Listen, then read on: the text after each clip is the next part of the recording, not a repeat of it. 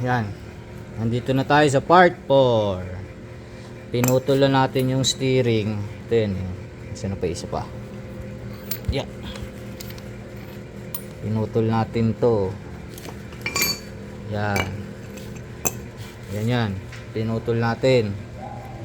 Kinuha natin yung upper. Tapos naghanap tayo ng pang pasak dito. Yan, dadagdag natin yan mamaya. So eto, medyo ang hirap lang nito. Tinorno ko pa to torno. Yan, pag nandyan na yan, welding naman natin to. Yan, pero syempre hindi ako, wala akong tiwala sa welding ko maghanap tayo welder. Ngayon pag nandyan na yan, papasakan naman natin ngayon ng yan, nakaganyan na siya. Yan. O, di matibay na, di ba? So bago natin welding yan, lagyan mo natin ng ganito holder. Teka lang.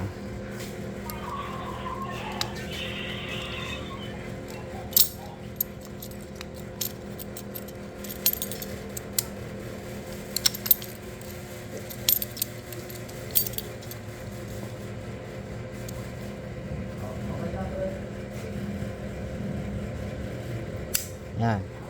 Kasi ito dito para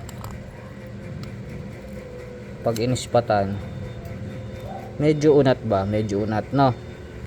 Nagigets nyo ba? Para medyo unat. Para pag inikot natin siya, actually may bearing naman kasi siya dun sa kabilang side.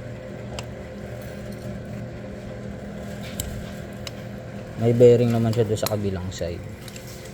Para lang steady siya pag wineldingan. Hindi siya gumalaw. So yan, yun ang part 4.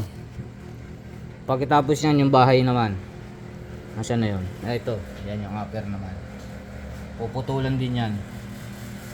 Medyo ano to, huwag niyong gagayahin. Delikado to. Mag-iisip pa tayo. Dadagdagan pa natin yan. Ano pa ba? Buti na lang meron ito, no? Nakuha pa tayo ng pang dapat nga ito ilalagay ko manipis oh. So ito yung nandito niyan pinutol ko na, pang Suzuki to, wala na to. Ito safety ng Toyota, pag nabangga ka aatras yan, hindi tutukod sa yung manubela, medyo papasok yan, mga ganyan yan papasok yan pag bumangga ako, pero konti lang, ay malalim din, hanggang dito yan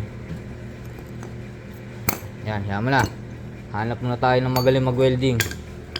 Hindi tayo magaling mag welding part 4 pa lang, may part 5 pa, mga bracketing, tsaka ito mo-modify natin to. So dyan muna. Bye.